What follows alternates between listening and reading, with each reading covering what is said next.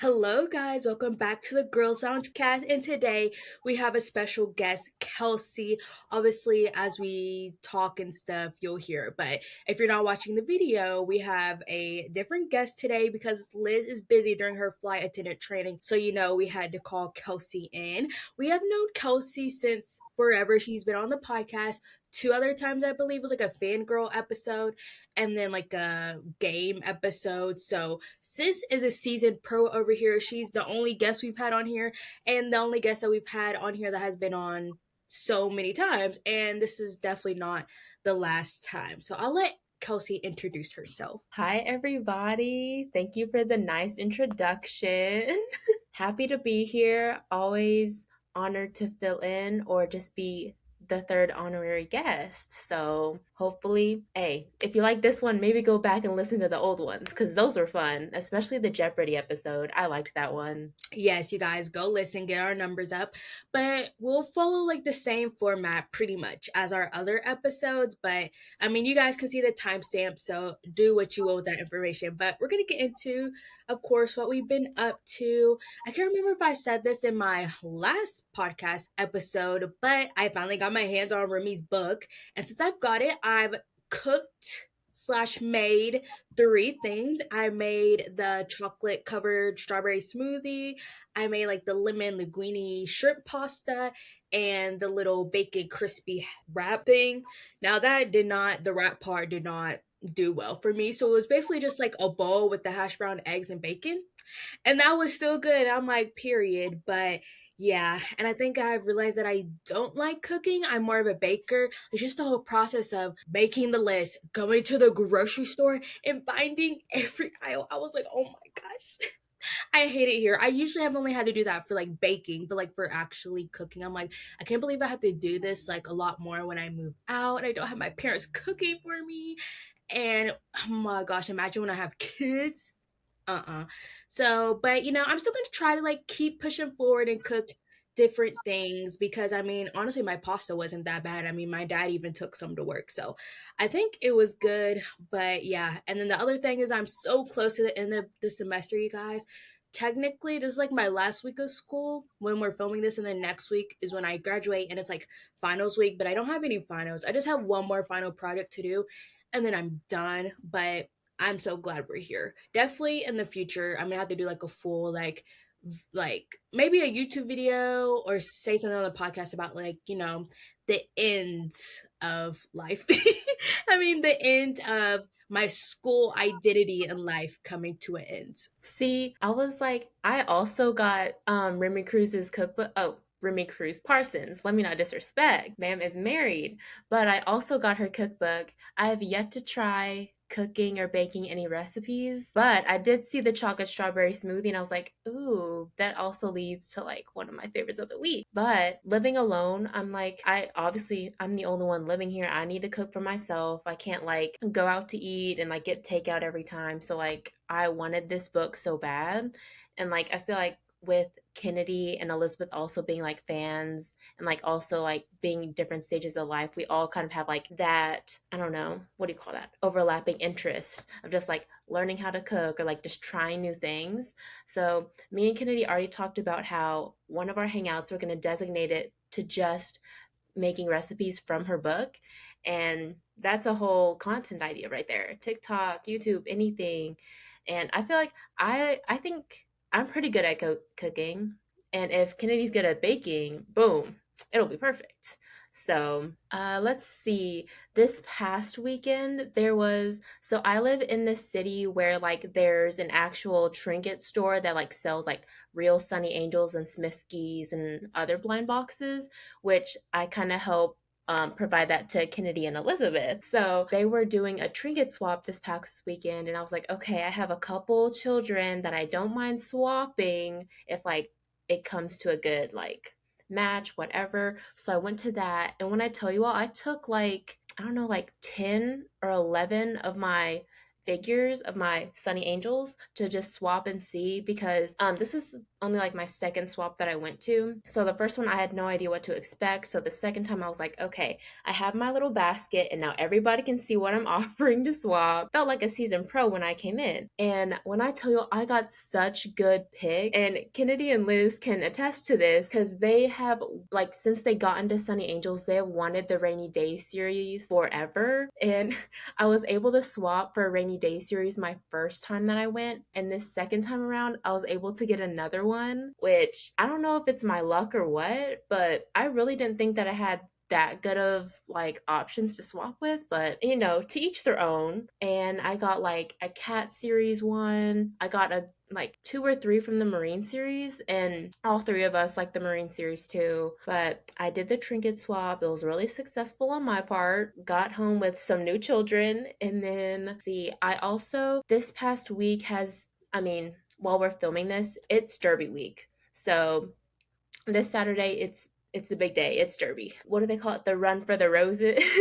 I'm just now learning that they call it that. But yeah, so the place that I work, they have a specific day, like each day is a theme of the week. So, you know, there's like 50 Tuesday, there's Derby on Thursday, but Wednesday is designated for like nonprofits, and I work at a nonprofit and we were able to participate in this. And so I was able to attend Wednesday, go to the racetrack at Churchill Downs. It was definitely an experience. I just love people watching. That's my whole thing. I love being nosy. I like seeing all the things that people wear, the fascinators, which is like the hats that women clip onto their head. And it was like my prime area. Honestly, I was just people watching like crazy. It was definitely giving Hunger Games vibes.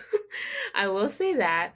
I think I saw a couple TikToks that people have already posted, like with the Hunger Games like sound of just like just panning the area. It is kind of like that a little bit. Just like now, what I feel like the Derby, this might be a hot take. I don't know. I feel like it's kind of become mainstream in the past couple years as of late. Kennedy, you can chime in if you have a thought about that. But I feel like especially with like Jack Harlow, I mean, Louisville is his hometown. Like he went last year, and he filmed his music video at Churchill Downs, I think. And then like all the other influencers have kind of started to infiltrate, I don't want to say infiltrate, but like they've kind of hopped on that bandwagon of like going just because it's a bigger event. But it was an experience. I don't know. I would recommend people, if they hadn't been before, because this was my first time going, to just experience it, but typically not my sort of environment. Yeah, I was gonna say that I have noticed that the Kentucky Derby, like their social medias and stuff, they're definitely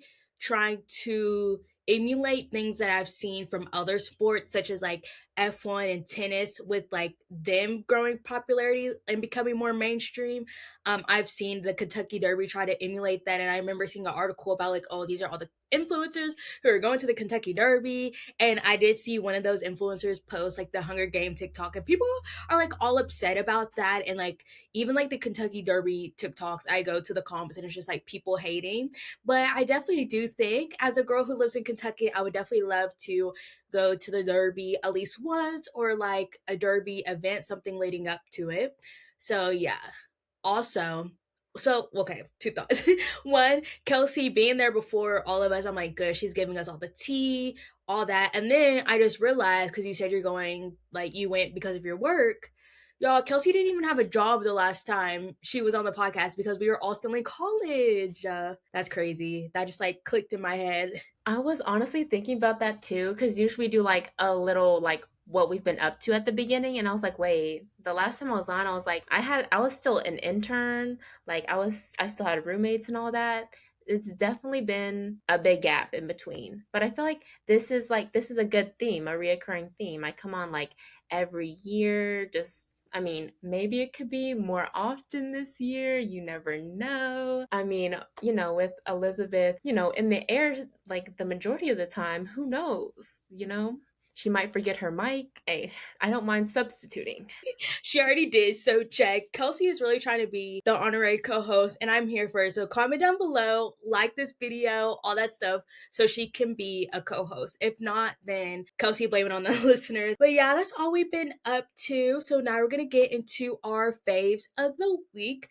So mine, I meant to say this last week, but I finally remembered, and that is posting on Instagram close friends. I have been like a Snapchat private story girly till like the day I die, ride or die. But recently, over the past couple weeks, I just been loving Instagram close friends because it's just like I can like post stuff on there without like having to send it to the group chat, you know? Because it's not like I necessarily want to like have a conversation about it, but it's just like, oh, I'm gonna post this for my friends to see, blah blah blah. And I don't know. I mean, I still post on my Snapchat because I don't know. I like vlogging on there more. I kind of just like close friends to like repost stuff.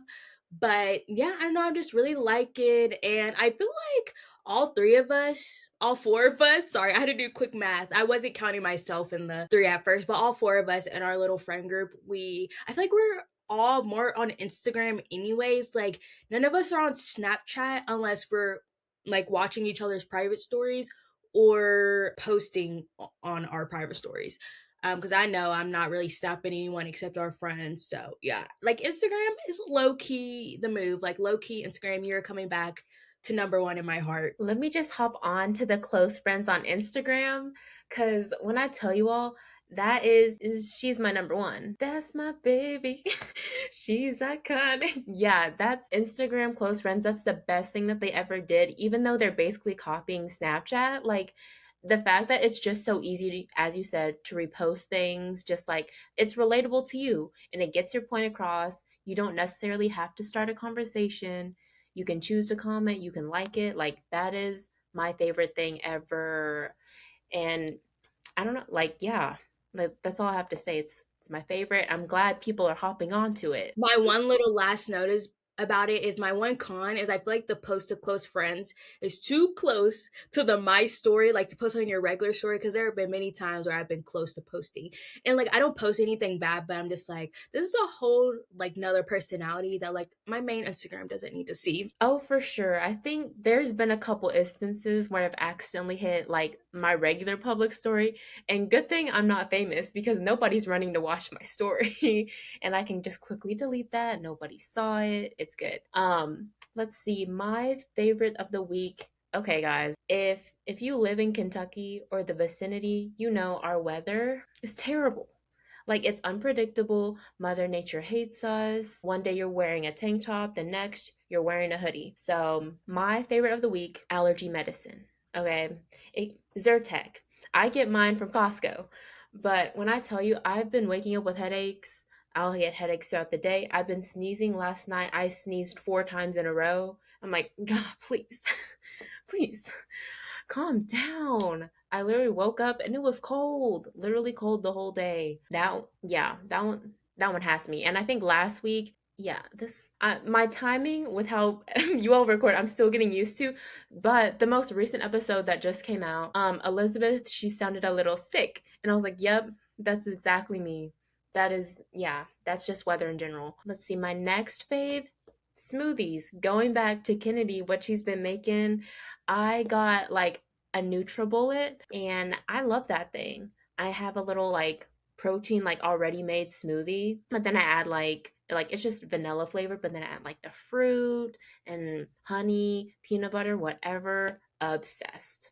Obsessed. No, because speaking of smoothies, you know, I've been on my smoothie grind for the past couple months, but low key, I want to get into juicing. And like, let me know, y'all, can I make juices in a blender? Let me know because there's these YouTubers that I love, Sophia and Chintzia, my British babes, and they have been raving about carrot juice.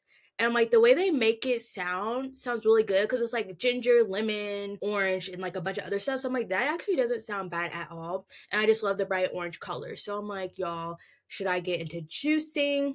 And then about the allergies, my dad struggles with allergies. So he has been going through it in our household. There's freaking tissue boxes everywhere. Fortunately for me, I don't struggle with allergies, so I've been fine. I just hate the on and off crazy stormy weather. Yeah, like I used to say like spring was my favorite season because it was like the perfect in between weather. But now that I've gotten older, like this is me aging, like this is when allergies actually affect me. I used to brag when I was younger, oh, that doesn't bother me. Look at me now. If I forget to take my allergy medicine, I know it's gonna be a rough day. So I'm gonna be right there with your dad. And I'm gonna just say before we move on that I've always been a spring hater.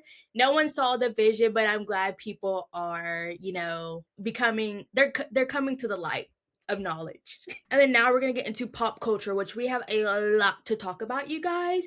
And Kelsey is also a pop culture girly, like Elizabeth and I. And first, we're starting off with a bang. Klay Thompson cheating on Megan Thee Stallion. You guys, when I first saw the story, I was shook. I like at first because I kind of just like clicked through stories, and then like I saw it, then I went back because it looked a little important, and I looked back and she called him out. He was cheating on her, and I think he was trying to like open up the relationship, and she was basically upset because she's like, "You got me playing house, cooking for your family, yada yada yada, and then you cheat on me."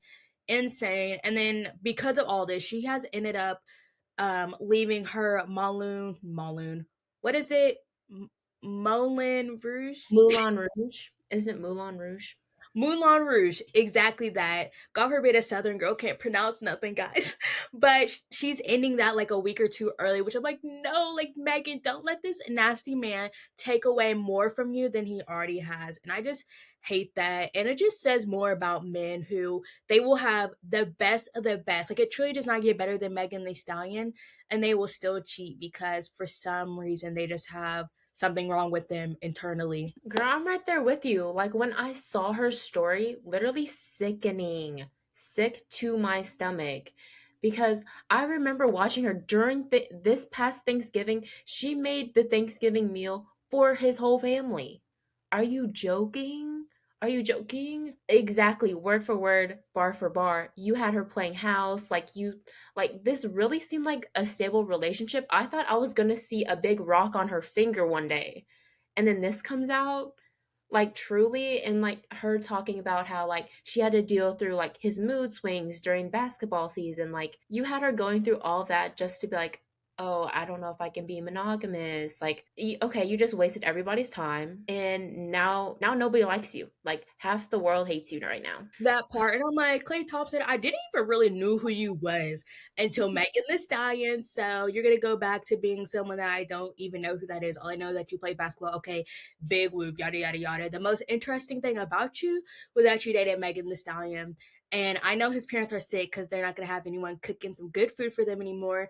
And I was listening to this other podcast, and they're like, and it really is that deep for Megan, not only because of the cheating, but she's been very open about the trauma she's gone through her life, and probably dating Klay and being close with his family was probably very like healing to her. It was probably almost like she gained a family since she doesn't have anyone really left.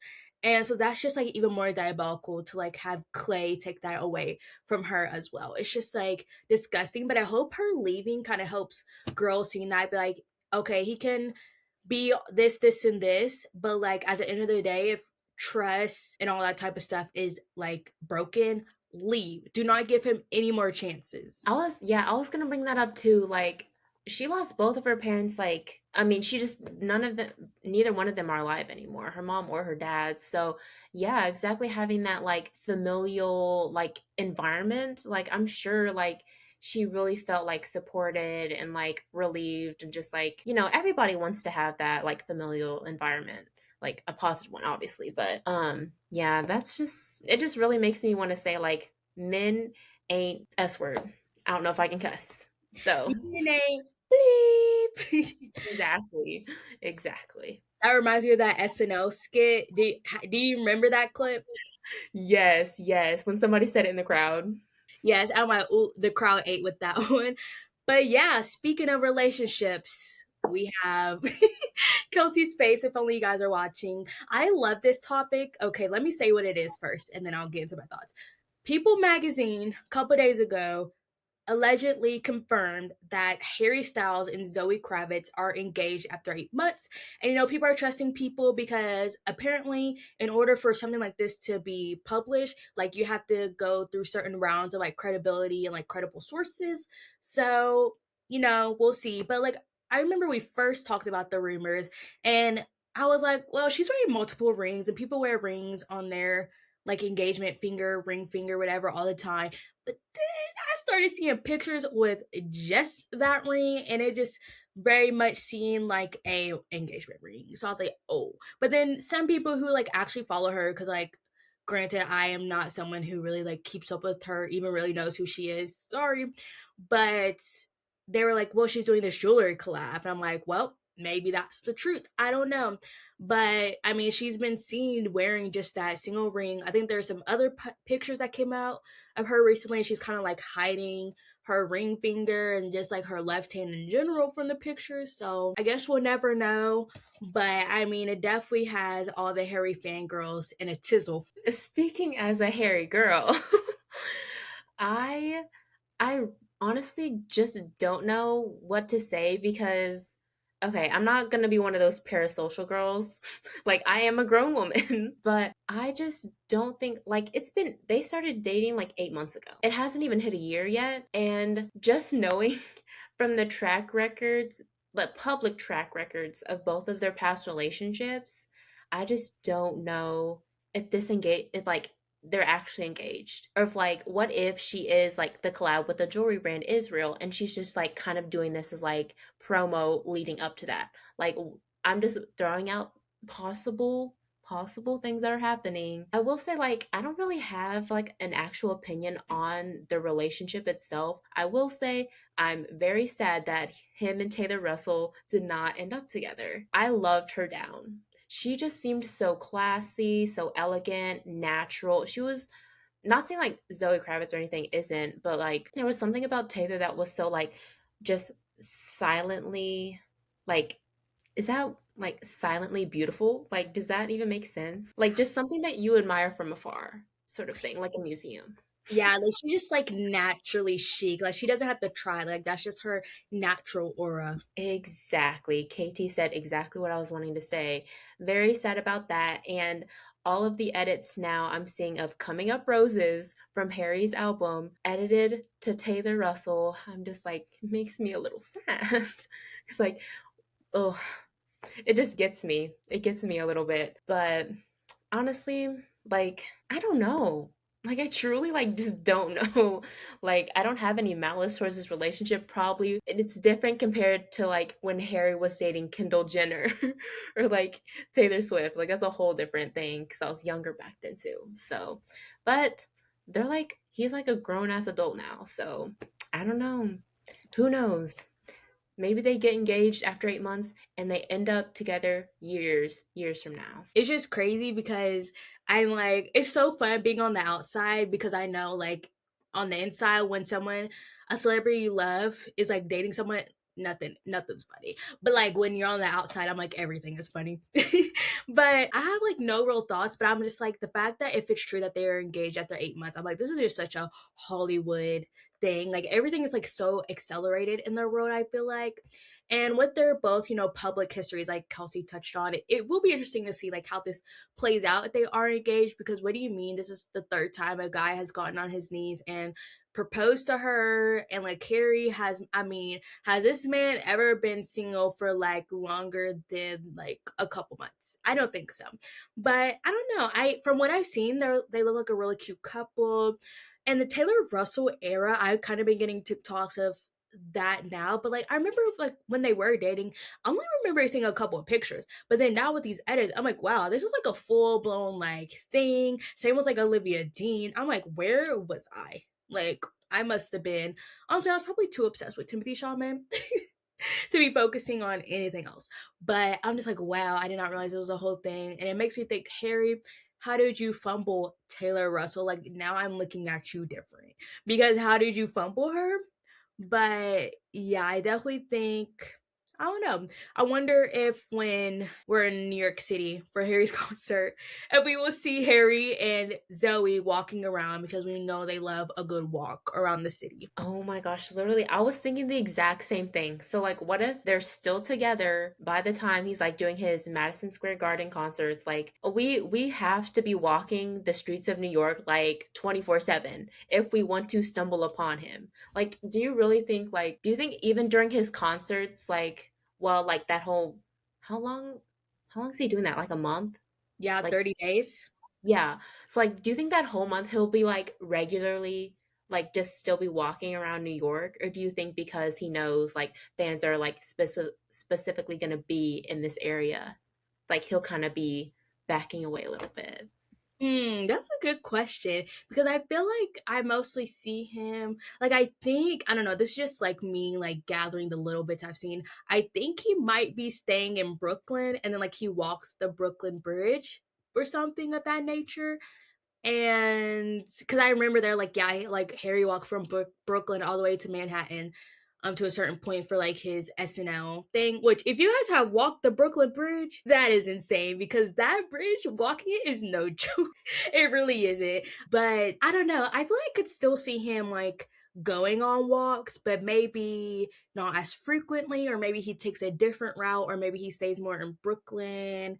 I'm not too sure, but hopefully he is, so you and Elizabeth can get a picture. I would actually, I think I would freeze if I saw him walk past me. I think, have you seen those TikToks of where like you like stumble upon like your celebrity crush and you're like, this is how I would react.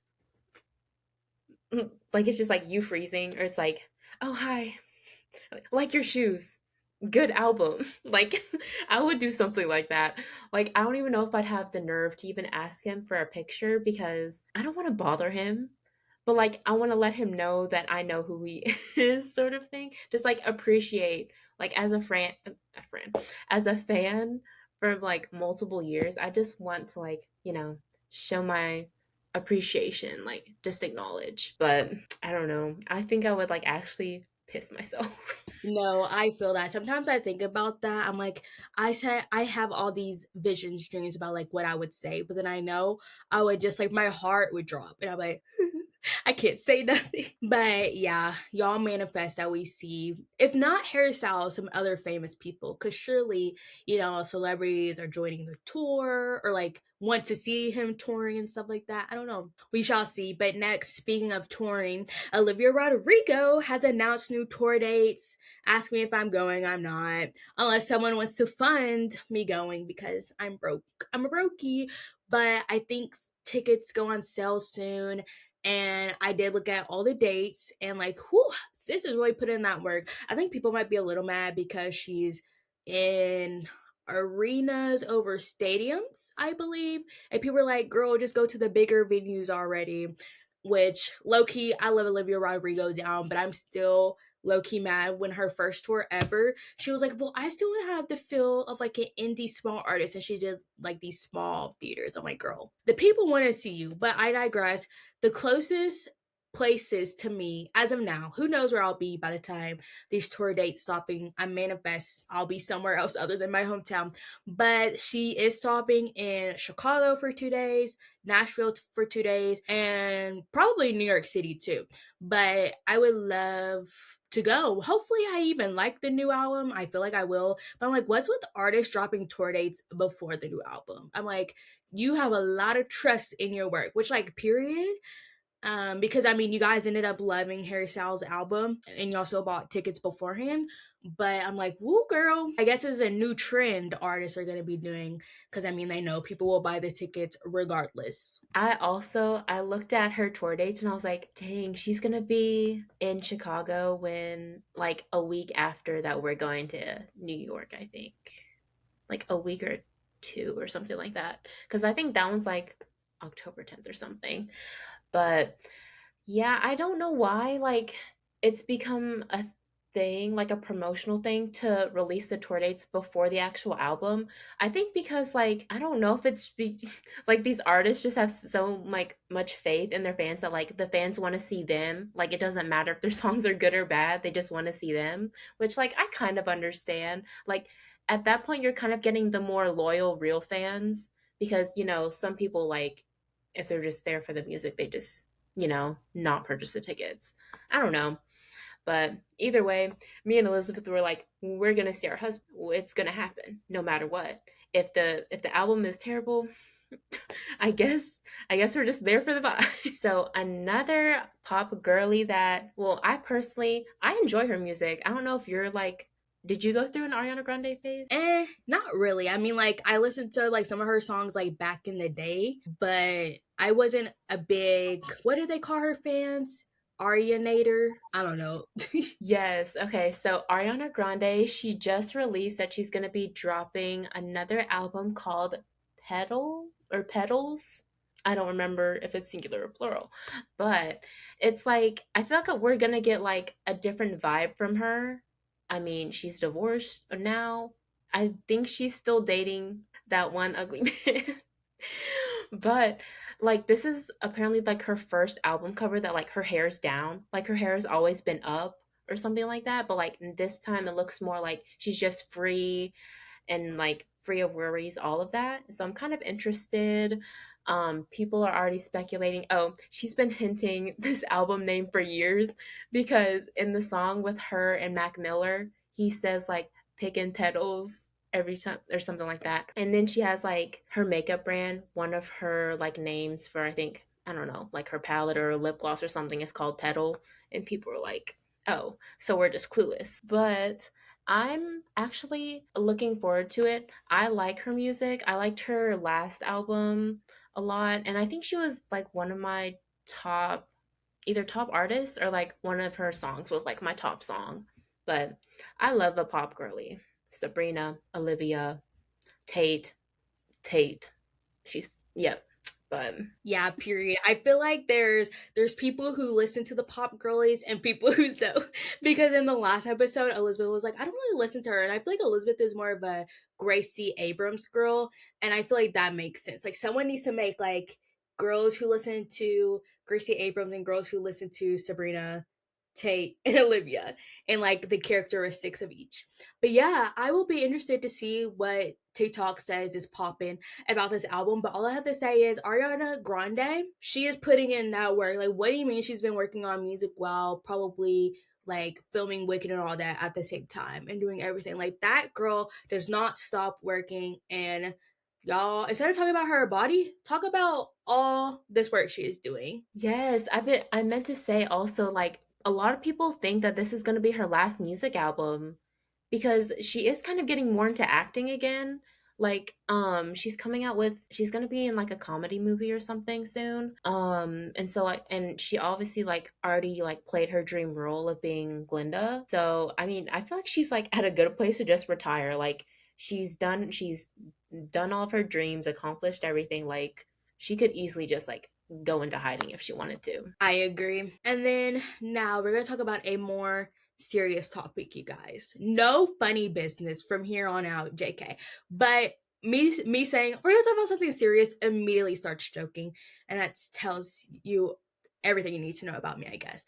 But we have some influencer, I don't even want to say drama because it's like real life stuff, but influencer legal happenings that are happening. But if you are not familiar, there are these three sisters on YouTube, social media in general. I know them from YouTube mainly, but they are the Ha sisters, Evelyn, Erica, and Emily, and they are very popular, make great content, yada yada yada.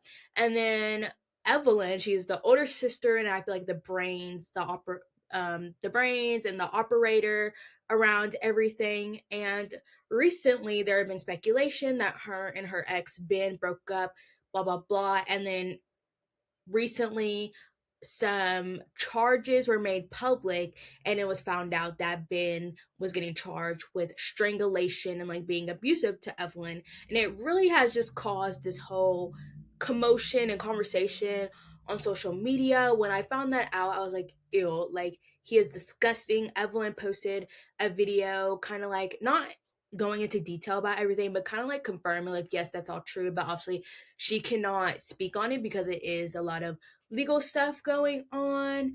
And then Ben, of course, his nasty self, he tried to release a kind of response video, which was so annoying because just like, of course, he like Evelyn didn't even like say anything, but yet he still feels the need to defend himself, which I feel like is another red flag.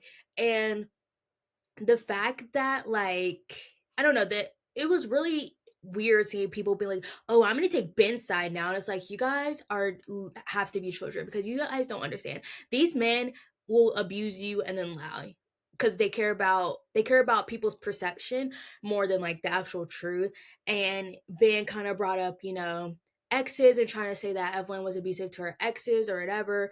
And then her other ex, Fred, he posted something, and then that was kind of controversial as well. But then he already like took back something he already said in like a comment. So it is all a big mess. Yeah, so I just more recently became fans of the Ha sisters. So, and then this happening in the midst of like the beginning of me this discovering them, I was like, oh my gosh, because these girls, they do like daily vlogs or like challenges, whatever, or just like they'll film at home, they'll do this and that. But like, I can just tell like from the way that they are with each other, like there's no way that like Ben could like totally flip this whole situation. Like I feel like this may come off as like parasocial. Like obviously nobody knows anything that happens behind the scenes. Only like the people that it's happening to know the story. But I just don't think like Ben posting that YouTube video saying all this stuff like, oh, on this trip you can see I had scratches on my back. The girls literally filmed that trip. Nothing was shown on his body at all. Everything that he brought up, like every situation where Evelyn had been physically abusive, there was physical video evidence posted online where none of that was even possibly like visually seen. And I'm just thinking, how did he really think that he could twist his story when everything is just like online? Like her fans, like all of their fans would be able to like go through the videos, see each instance. And it's just like baffling to me. And then also the part about like Evelyn's other ex, Fred, going out of his way to make a statement and say, oh, some of the instances that Ben brought up, I also had similar experiences. Okay. And you're saying this now? When another man has already come forward before you did, and now you feel like, oh, okay, like I can also say this. And just to say like, oh, wishing the ex, like Fred wishing Ben good like wishes, like I hope everybody's supporting you, is actually so messed up because you all shared a girl, like not a, well, we don't know if it was at the same time or not, but actually like caring for somebody that long and then just like going behind them and just like flipping the switch is actually insane to me. And I just like I feel like there was, I don't know, like some money slipped to Fred, you know? I don't, it just seems a little weird. Yeah, it was low key giving setup. I'm just like, okay. And then I just think it's very telling that kind of like Kelsey already touched on that like everything he's saying for the most part could be debunked.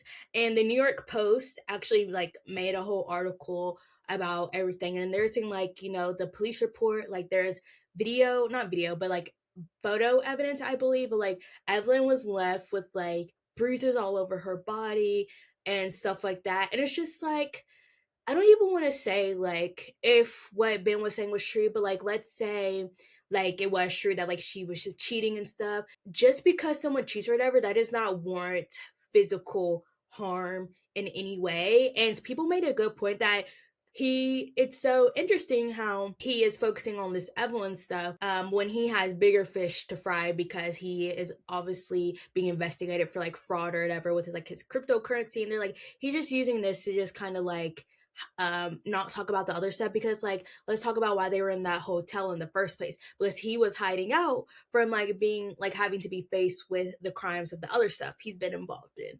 So I don't know, it's just very like interesting timing, interesting wording, and I don't know, I just hope no one falls for whatever that nasty man says. And Fred, you're not it for speaking up now. Truly, once again, men ain't bleep. That part. Oh, now we're gonna get into what we are watching.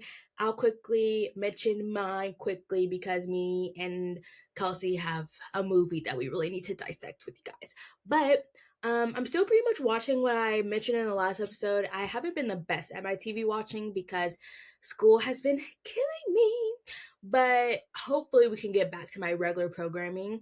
And then I actually finished this Netflix documentary called Trust Me, the False Prophet, which was insane. If you guys don't know, like me and Elizabeth were like obsessed with like Mormons and the Mormon culture, but even more so with the fundamentalist Mormons, because that's like where like the polygamy and stuff come from. Like the Mormons now that you see on like Secret Lives of Mormon Wives, they're just the regular LDS. But then the FLDS are like the polygamous, like really extreme, wear the dresses with the long hair. So that's the distinction. So this was over a FLDS sector, and it was actually disgusting.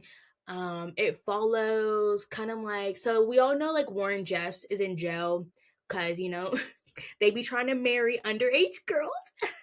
And it's actually disgusting.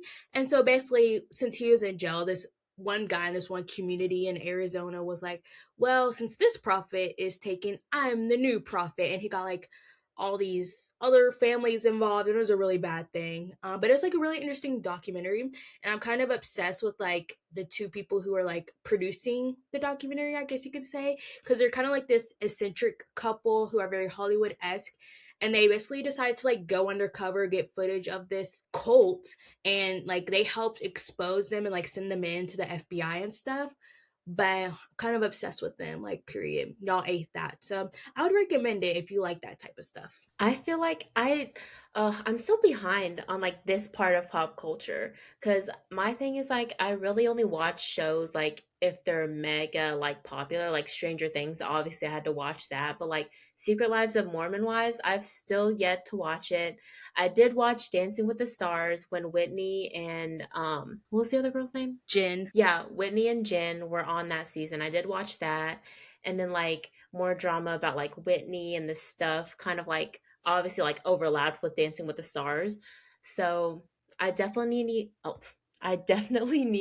to get on my grind and watch that because yeah, Kennedy and Liz they've been saying like, "Girl, you would love that show." And I know I would cuz the drama, I mean, to be fair, it's like the families and stuff like dealing with like with kids involved, it's always just like sad to watch sometimes because it's like they did not ask to have cameras around them 24/7.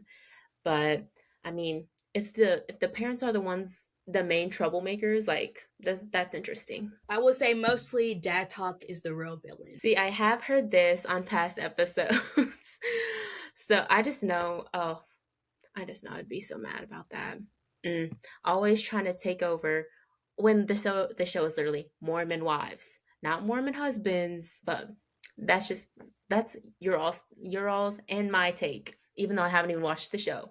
The okay, it's a movie. To clarify, this is a movie. But if you all haven't heard of it yet, the movie Roommates on Netflix, that show, okay, I could say that it's technically a Nepo baby movie because I mean it does star like Adam Sandler's daughter, Chris Rock's daughter, I think Eddie Murphy's daughter, and then Martin Scorsese's daughter. Like, hello? Like those are crazy household names. Okay. So surely all the talent went like if it's just in their blood. And it low-key is. Like I was expecting a happy-go-lucky comedy because that's usually what like, Adam Sandler's and like the other dads like vibes are. But I was so taken aback by how this movie turned out. No, like, I have to take y'all through the beginning. So I remember seeing the promo for this movie. I was like, okay, period, stack cast. I knew Billy Brick was in it, which I know him from the stuff he's in with the stuff he's done with Finn Wolfhard. I was like, okay, period.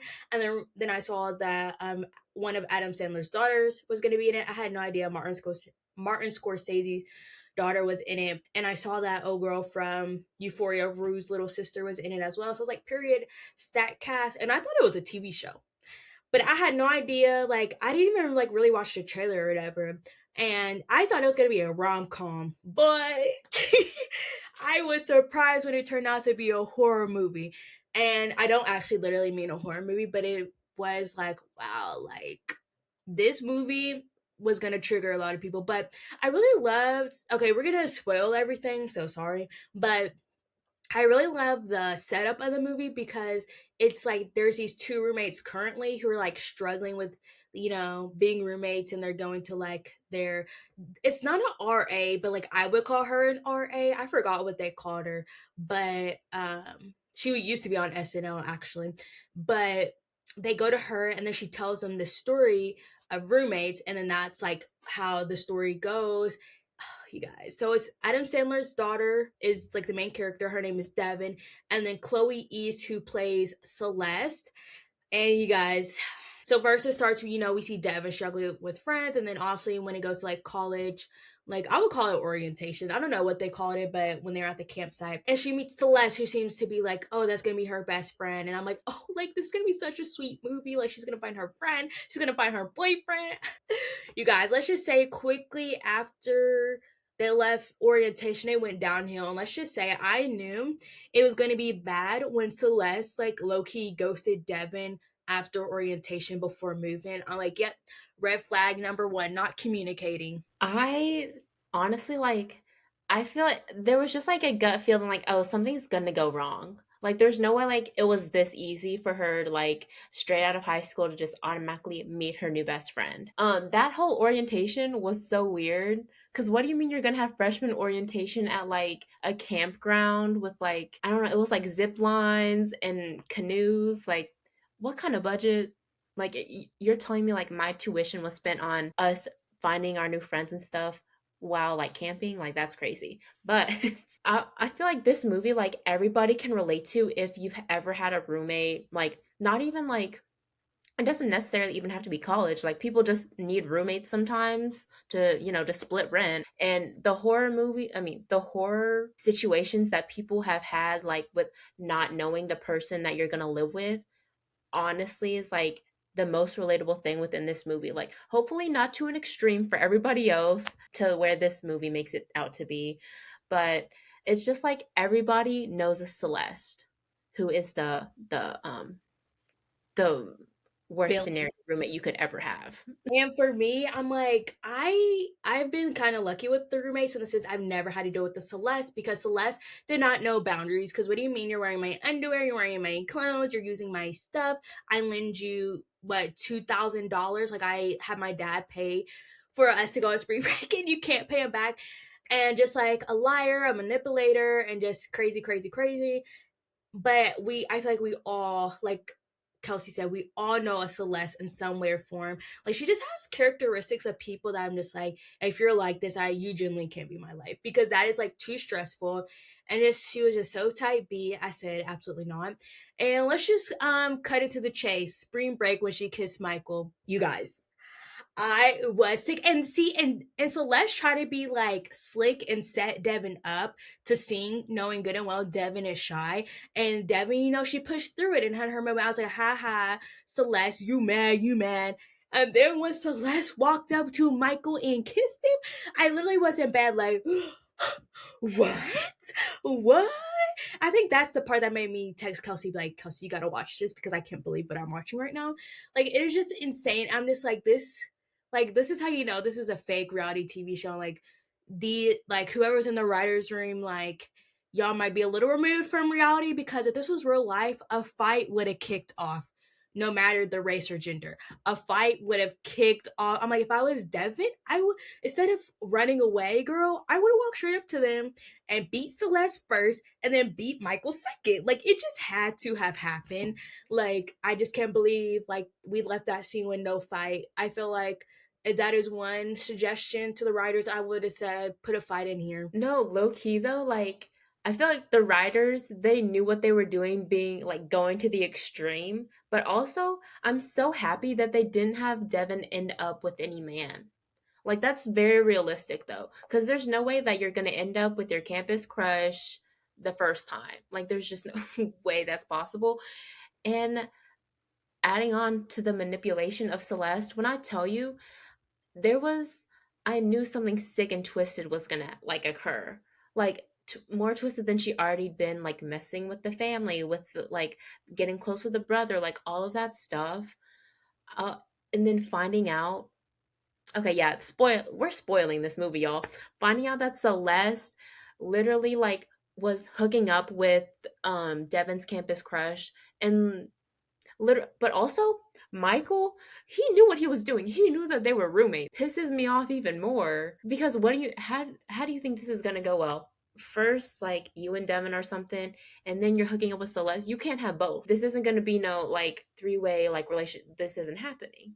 He thought that he was playing it off. His frisbee, he was in the frisbee frat. What?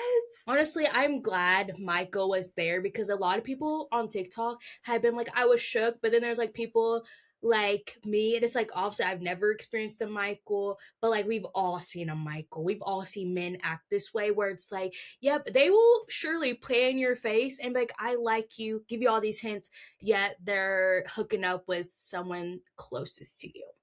And like they will look you dead in the face and be like, "What's wrong?" Like when Michael texted her, "Where did you go?" after she stormed off. Like it's like if like Michael really just shows how men have the audacity, and they would just play in your face, and it was disgusting. And people were like, when he kind of seemed kind of weird when Devin, went to his like TA room, I guess, for office hours. They were like, "Yep," because he was with Celeste, and I'm like, that makes sense because I was like, he is kind of like acting weird in this scene. I'm like, why is he like out of breath? I don't know. It just felt really weird. Oh, because he was with Celeste. That was disgusting. Truly, like, it just showed like all the worst scenarios that could ever happen as a freshman in college. Like, I just thought it was like this movie was actually pretty genius. Like, I love this trope, like, not trope. This, well, I mean, no, I love this plot line of just like more of like the college life. Like, I know a lot of people, like, there's a lot of movies about like college and partying and frats and sororities and all that, but like nobody's delving deep into like your roommates, like that whole situation. I Yeah, mean, I was gonna say we need more like college media about more college media in general, but more college media that kind of shows like the unconventional sides or like the realities of how college may look. Because life isn't always gonna look like the parties and like having the perfect roommate that you become besties. Like no, sometimes your life may be very similar to Devin's. And you might have a roommate that's actually hecka rich, but then she's rich and stingy with her money and lies to everyone about being rich. clock it, drag her. I'm so glad that. Okay, so for context, Celeste completely lied. She said that she came from a poor family. Her dad is the CEO of Staples, like the office, like supply store. So he cuts her off at the end, and she ends up having to work at a Staples. Devin, why she end up getting roomed with Megan Thee Stallion in jail? Hello? I kind of love that they made that ending so random. It just really added to the movie. I'm just like, this movie can't get any better, truly. But yeah, the fact I had no idea Megan was in this movie, so that was like a big surprise for me. I was like, I know this ain't Megan. No, the funny thing was like I saw only like the girl who plays Devin and then Megan Thee Stallion as the promo for this movie. I was like, what is Megan Thee Stallion doing here? And then it was like I had 20 minutes left of the movie. I was like, oh wait, she still hasn't shown up. So where is she? But that end was it like actually cracked me up so bad. And I was like, no way she found her bestie in jail. No, for real. And I love how like she ended up like thriving after that.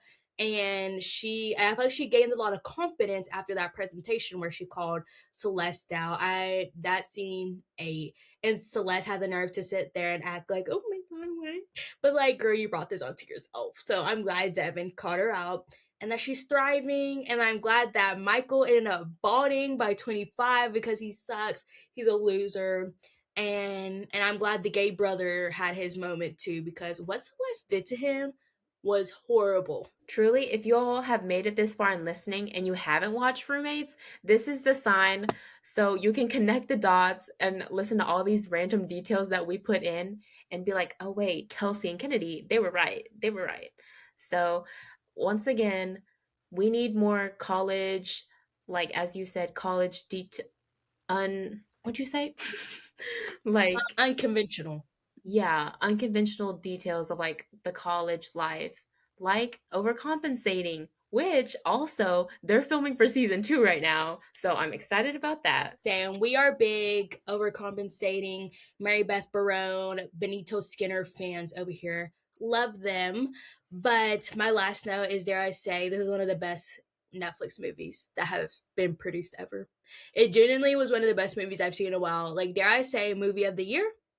I'm saying it here now. Roommates on Netflix is movie of the year, and it better get an Oscar. No, honestly, you're right though, because sometimes Netflix movies are like hit or miss. Like, I don't know, they'll have one good one and then like they'll release 5 others and it'll be like, oh, so this is what you put my subscription money towards. Clock it. But another thing that I've started watching is season 3 of Euphoria. The 3 episodes have already dropped, so I watched those last night. And when I tell you all, like, I don't even know what's happening. Like, I seriously, like, this whole like show is basically like centered on Rue, Zendaya's character. And now I'm watching this 3rd season and I'm like I feel like we've been strayed off of the plot, but now this is the plot and I'm like all the way like across the room. Like I seriously don't it's like I don't know if like I just felt like I took a gummy and and I turned on the show and I was like, what am I watching right now? Like it's set in like a time jump. So they've already graduated high school. I kind of wish that they showed a scene of them at graduation. I feel like that could have been interesting. But so they've already graduated. They're all in their adult lives, working jobs, things like that.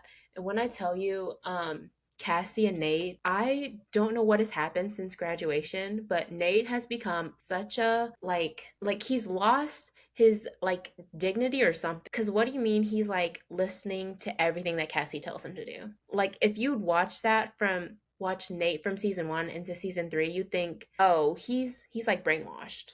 Like complete character change 360. And I already can call it right now that they're like a couple is going to dress up as Kat and Nate from episode 3 of season 3 post wedding. I can already call it right now. And you all will understand this. Like I think that scene is going to like go viral. Like that clip of them. I can already call it. Yeah, I'm still deciding if I'm gonna watch season 3. I mean, I've gotten like a couple TikToks about it and listened to some people on podcasts talk about it. And yeah, it does really seem like they've lost the plot. I have seen other people talk about how Nate is so different this season. I know like Cassie is like an OnlyFans person. And I don't know. I don't know if I'll watch it. Like I might need I don't know how many episodes, but like I'm gonna wait till like episode 5 comes out and then we'll really see what's the hype. But I'm like, you can tell like season 3 is not like maybe not resonating with as much people because you used to not be able to get on social media without any spoilers, but I've been fine. Like it's not making no noise because I don't think anyone's really watching it like as many people as last time for sure. Like, I definitely feel like if Zendaya was not the main character of this show, she would have definitely found a way to exit from this TV show. Like, if she was able to, like, if her character wasn't as important, she definitely would have found a way to. But because she has to, like, finish it off, you know what I mean? Like, I think even for the red carpet event that they did for, like, dropping season 3, like, she showed up for pictures, and then I think she just dipped. As she should. A lot of people have been like, you can tell, like, not that everyone wants to be done with this project, but it's like there's a fame gap since like the first season to now because the first season came out like back when we were in high school, I'm pretty sure. Because I feel like I remember watching the first episode as a freshman because, you know, it was like, oh my God, this is Zendaya's first adult role. And the fact that like I'm about, like, we've graduated college and like, I'm about to graduate grad school and like we're getting the 3rd season and hopefully the last season is actually crazy. Like a show does not need to go on that long if it's just 3 seasons. But it's like everyone on the cast was in such a different point of their career in season 1 versus season 3. So just kind of like, what are we doing here at this point? And I think everyone's tired of Sam Levinson. Like, he's not a good writer. He's not a good director, whatever. It's just weird what he wants to be like on screen and all that stuff. And I think we're all tired of him and his projects. Clock it. Honestly, clock it. Because it just appeals me how long it takes for shows to film each season. Like, I think the biggest, like, one that makes me mad is Stranger Things. Stranger Things, but also Bridgerton is up there too. And it's, as you said, like, the fame gap in between is also major too. It's like, obviously in between seasons and filming, like, these actors, obviously this is their income, so they're not just gonna wait for the next season to start filming. They're gonna like try to keep booking. So it's just like hard when they start getting more famous throughout the filming of these TV shows. Like if you know, like if you have a contract that's set for like 3 seasons of a TV show or 4 seasons, I feel like you should try to like use them as much as possible while the actors are free, you know? I feel like that makes the most sense. So, Yeah, I definitely feel like it was probably scheduling reasons, but I do know like shows like Stranger Things, they definitely got impacted by one, COVID, and then two, the writer's strike.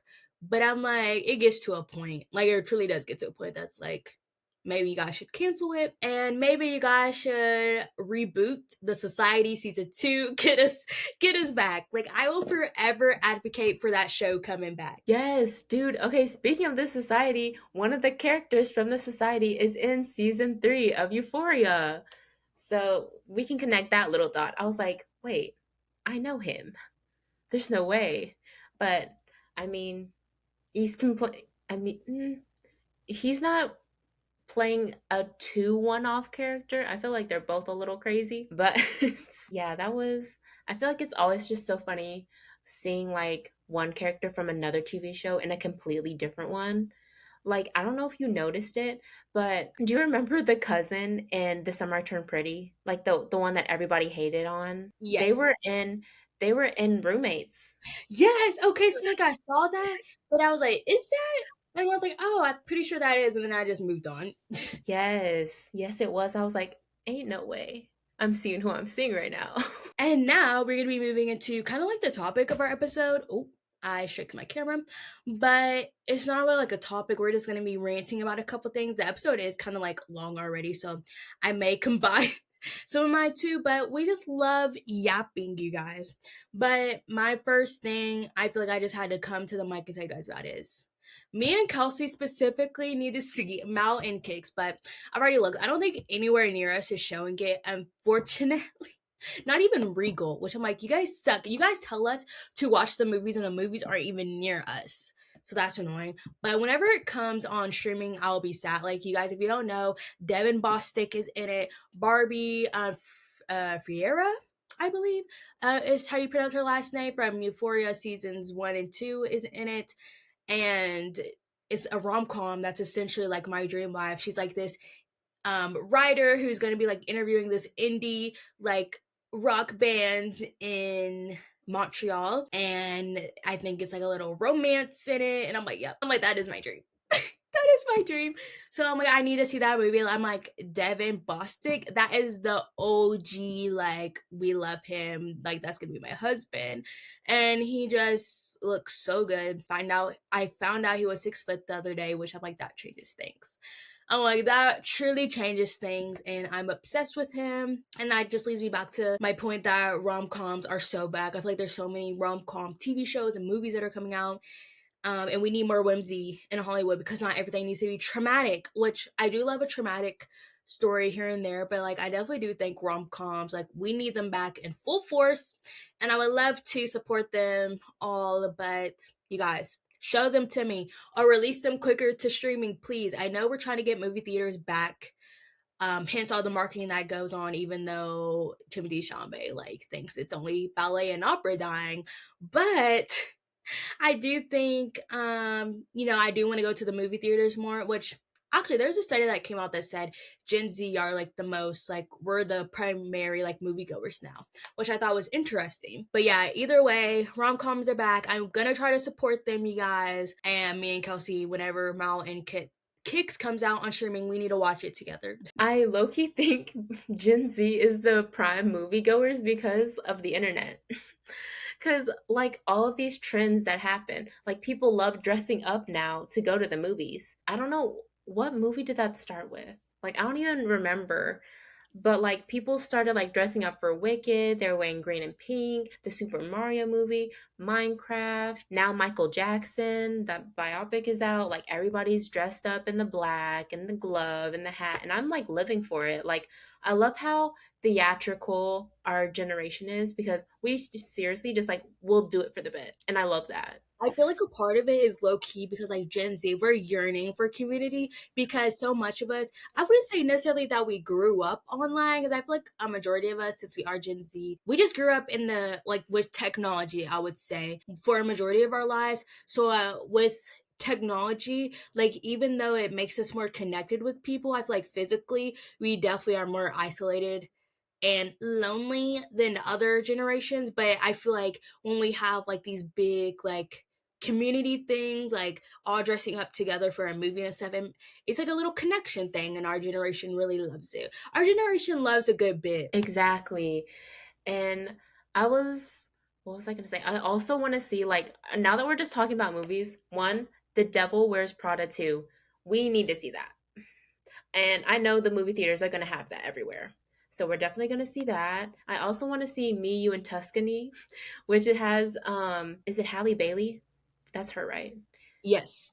Yeah, Halle Bailey. And then I'm going to totally botch his name. Use your name.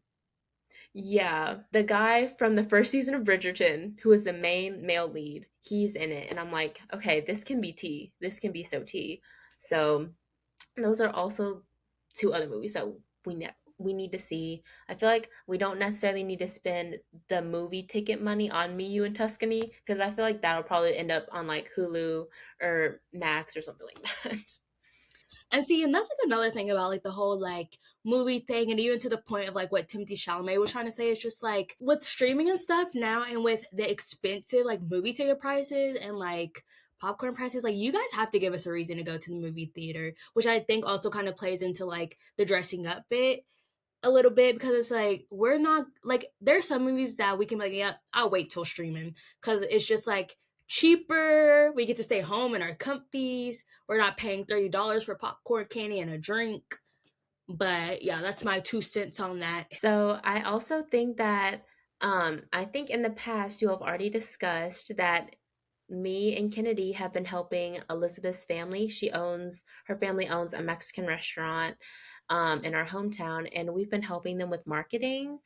And while we did give them a nice family friend discount, we also are getting paid a little bit from helping them out. And I already kind of know what I'm going to spend my money on.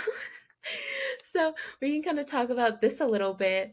I'm planning to go on a trip over the summer and I need a nice, good, like walking around bag, like one that fits a good amount of stuff, but also isn't gonna like hurt my shoulder after a while, things like that.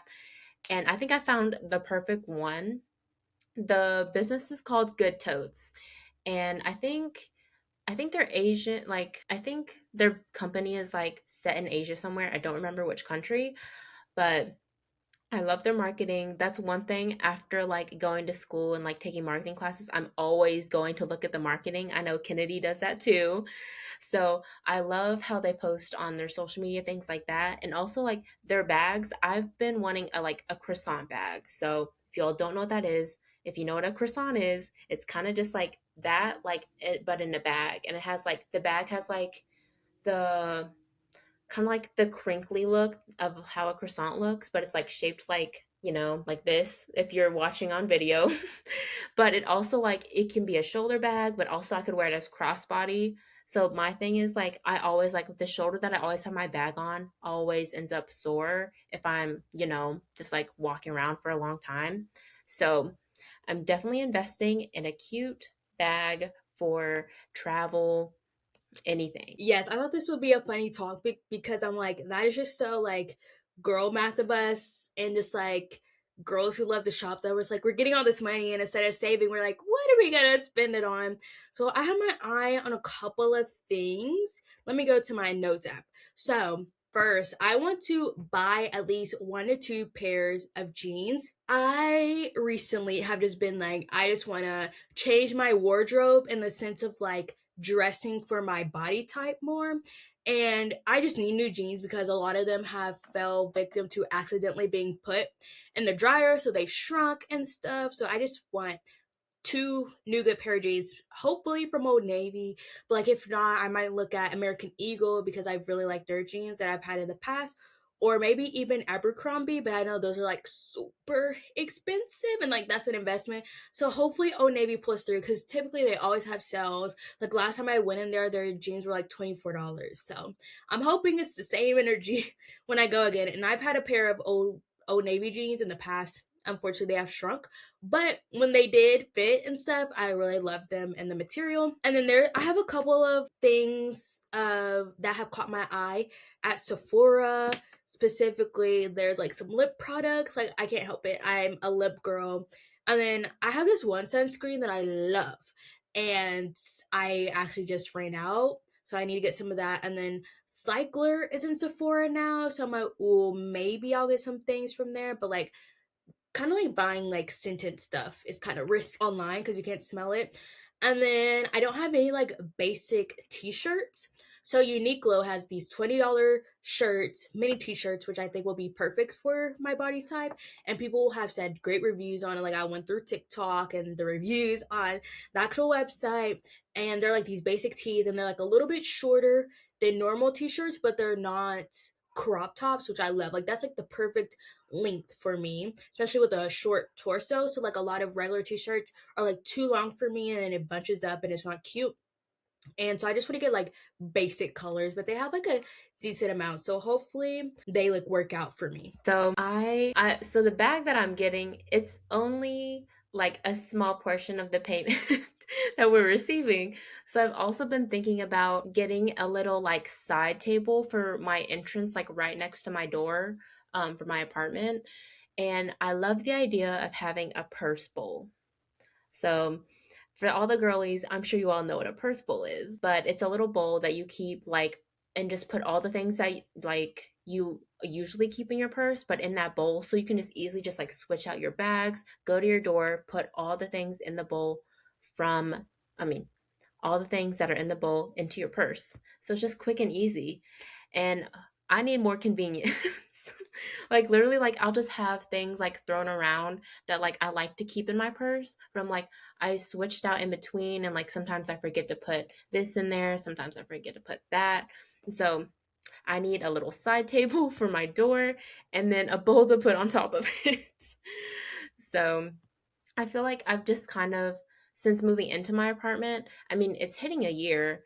So, but I'm still like finding my way of like decorating my place, like it has furniture inside, like everything's like furnished technically, but I just like to add things to like make it feel more homey. Yeah, and I think a purse bowl is genius. I know, of course, people be hating on the idea on TikTok, but I think it's genius, especially as someone who, like, I switch out what's in my bags every day and, like, what bags I'm using every time I go out. So, like, a purse bowl would be so helpful. Exactly. And now that like I feel like I have a good selection of bags, well, not like a selection, but like I cycle through them. And now I'm just like, "Oh, I just need to find some convenience like for this whole situation that I have to do every time I leave the house." So, I feel like that kind of covers, I don't know, maybe it'll go towards some of my like electric bill, maybe it'll go to some of my Wi-Fi bill. Uh, Adulting literally, don't get me started. If you And can, put it off as long as you can. I'm still on my family's phone plan. That's not happening until I have to be off of it. see, and that's the difference between me and Kelsey. I still live at home. I'm finishing up school. So I'm like, I'm going to treat myself and buy these things that I probably don't really need, but like it'll make me happy because I worked for this money. And Kelsey's like, yeah, well, I'm gonna buy stuff for my place, maybe some bills. Yeah, you guys, see, I'm gonna enjoy this lifestyle while I can. But yeah, that's not on that topic. And I just have a quick little rant. I don't know if Kelsey will be able to relate to this because she used to be a student, but do not have student athletes as your group members, please. If you want your sanity. And like, okay, I don't think I've ever had student athletes as group members now that I think about it. But I do remember my senior year of undergrad, there's one group, they had a student athlete and he ended up not being able to like come because he had like a tournament or something. He did golf, by the way, which like low key, like I could have like a whole rant about him because he was a character. And of course my professor loved him, and he had to like record everything, like record his parts. But then I heard some rumors that like he was not a good team member at all. Like, and I was like, oof, that does not surprise me at all. And then I had a student athlete for my corporate social responsibility class, and you guys, never again. It's just the fact that like they just have like so much going on, I feel like. So it's like, even though it's student athlete, they operate more like athlete student. And like and I don't want to complain because like she was super nice, and at the end of the day she got everything like completed on time, but it was very much like, girl, like I'm a little worried if you're gonna get this put on time because we supposed to do this and this by this date, and none of your stuff is done yet. So that kind of stressed me out a bit, and like she was like kind of slower than I would have liked to responding to like the group chat and stuff. I don't know, kind of like stressed me out a bit. But then recently, what really just drew me over the edge, because I wasn't even gonna put this on here. I was thinking about maybe putting it on another date, but I was like, well, if I turn in this, like, can you turn in this? And I trusted her, and this is my fault. I should have double checked, which I'm like, I shouldn't have to double check, but to turn in our freaking final report for this class, she turned in the wrong thing. I'm like, girl, did you not double check? So thankfully, this professor, she is late at grading always, so I went ahead and resubmitted it earlier. But like we have a full document, and she just like for some reason just printed out like the full, just like the first page of the document. But like this was a Google Doc that had like the outline for everything, and then another tab with like our research, and another tab with the final report. And literally it says final report, and that was what she was supposed to do. I'm like, did you not pay attention? Because like even if she didn't, like you didn't notice that she only had 2 papers when our report was like 14 pages long or something like that, or like 19, whatever. I'm just like, girl, like this is why you don't trust other people. This is why you don't do student athletes, because they I don't know, they're just so they can have more eligibility to play. They don't really care about the grades and all that stuff. And even like I had another student athlete for another project, and it was just like, girl, like this is a lot. Like, but yeah, so I highly recommend for anyone, since we're already talking about college with like roommates and stuff. If you are in college, I would say unless you can help it, do not have a student athlete be in your group. Girl, trust. My college spent a little too much money on the athletic department. They were everywhere. You couldn't avoid them. No matter what major, what class that you were taking, they were always there. It's like that one TikTok sound. I'll be watching or something like that. Oh, I was saying the TikTok thing. It Oh was like, yeah. I'll be there. Exactly. But they like, it's like they run on their own time, and it's like not even like the right time. They're not even on track. Like, okay, everybody's completed their portion. We're just waiting on yours. And like, okay, I'll get it done tonight when it's due at midnight.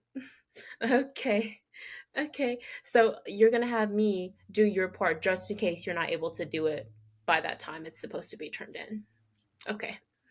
Yes, heavy on, they run on their own time, and it's just like, well, you have to be like, I understand being a student athlete is a lot of work, and especially because this person, like, she also worked as well. But I'm like, so that means you need to be proactive and schedule out your life like correct, so you can like get this done in a orderly time, because like everyone has busy lives, not just student athletes. So it's like one of our other group members, she has a whole 9 to 5, like, and she still managed to get her stuff done in a timely manner, yada yada yada, because she understands it's a group project.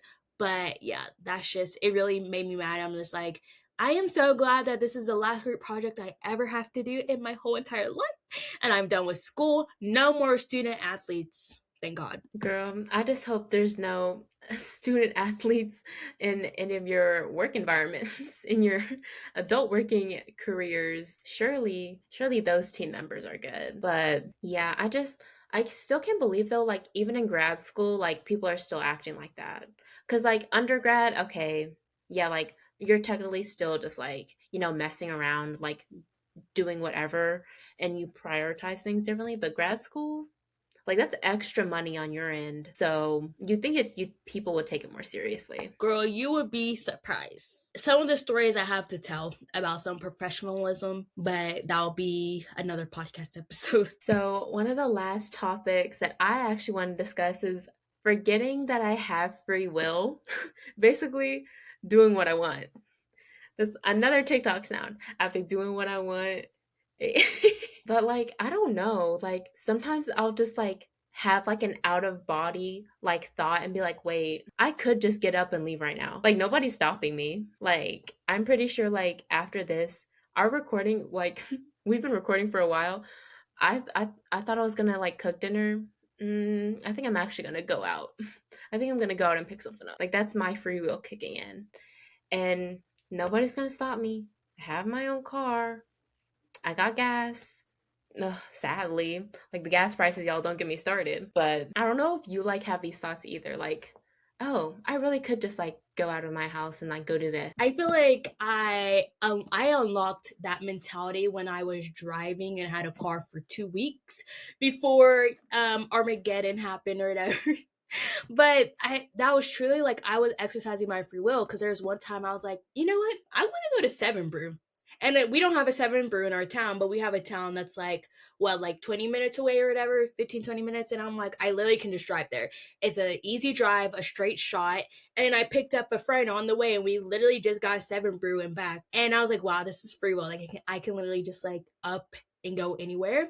And I feel like I will feel even more so like I have free will when like I move out and stuff and have access to a car, or maybe if I live in a walkable city, who knows, that it's truly like, oh, like I can do whatever I want. And that makes me happy. But I feel like I definitely have experienced like free will and like little bits, like when I decided like I'm gonna redo my homeroom. And I literally just did. I told my parents I want to do it. I'm gonna buy the stuff. I just need help painting, and then I did it. And I guess like I don't know, just like little decisions and like me getting into cooking or whatever. I was like, oh, I want to cook this, so I'm doing it. But it truly is crazy when you just, as you get older, you have more freedoms and more capabilities of doing stuff, and it's like, wow, the world is truly my oyster. Exactly. Like I feel especially like when you get to college too, no parents around to be like asking you questions like, "Oh, where are you going at this time?" Like, who are you going with? Like that's like the worst thing. Cuz I remember like sometimes like obviously over the summer like I couldn't stay on, like I had no reason to stay on campus, so I was going to stay at home over the summer. And like one time, one night, like I had like an earlier like meal, but like it was later at night, like 8 or 9. And I went downstairs with my purse, and my mom was like, "Where are you going?" And I'm like, "Taco Bell." And she's like, "Oh, okay." And, but like, when you're just like in your own space and your mind is just like, I could just go up and leave. Like, I could just grab my bag, I could just get in my car. And that's like with anything too. I mean, maybe not during like when you're at work. Maybe you can't just like leave work like that. But I don't know. I feel like it's just like a funny thought to think about. Like some of us really just like are like putting like restricting ourselves, but like for what? That part. And even like you can talk about free will in the way of just like doing things that you want to do. Like let's say if you want to be an influencer or whatever, it's like no one's holding you back. Like you truly just have the like everyone has the free will to just like post on the internet. So it's like why not? Nothing's holding you back. Or even like shopping. Literally what we were talking about earlier, I'm like I don't really have like the urgency, or not the urgency, like the need to buy stuff, but I'm like, it's my money. I'm gonna do it. I'm gonna spend it on what I want to. I earned it, so whatever. Or just like even justifying like big purchases. It's like I could really just purchase this thing if I wanted to. Period. I'm so glad we're just on the same page. If you all don't know, me and Katie are twins. Just separated at birth. Obviously, look at us. We both have glasses. Both of our hair is like short. So, I mean, duh. Duh. Like Liz basically just took my place, but it's fine. And we're both minorities, so we're like Beck and Andre. Yes. Oh my gosh. I feel like one day, like once Halloween, we need to dress up as them. That'd We be should. so funny. And now, if you have reached the end of the episode, you are a real one, and you should commented Kelsey is the best, and she should come back in a permanent role. Imagine no one comments that. I'll comment that. But we are gonna end the episode off with song of the week, a little different, but we can't leave you guys without a music rec because we are a big music group, I would say. We all love our good music. So mine is Drop Dead by Olivia Rodrigo, and this song has in fact been on repeat. So I'll play a little bit of it for you guys. Like I genuinely just love that song. It's literally like the feeling of having a crush for, I was gonna say for the first time, but just having a crush on someone in general. So actually, Kennedy stole my song of the week. I'm gonna do a Malcolm Todd song, which, fun fact, this is a throwback. I did a Malcolm Todd song for the first time that I was on the Girls Lounge podcast, Roommates. So I'm an OG. So this song is called Earrings, and it's kind of going viral on TikTok. Yeah, that's tea. You all should hop on the bandwagon. So that is the end of this episode, you guys. If you're listening to us on Spotify and Apple, make sure you are following us. And then if you're watching us on YouTube, make sure you're subscribed. And then like you might as well just go over to Spotify and Apple to follow as well, because it is free. Everything that will help support us is free 99. So please do so, because it supports the show, and we really want it to grow because we love podcasting for you guys every week. But I hope you guys enjoyed this episode with Kelsey. She is the best ever, and you guys will definitely see her more in the future. But we will see you guys next Wednesday. Bye. Bye.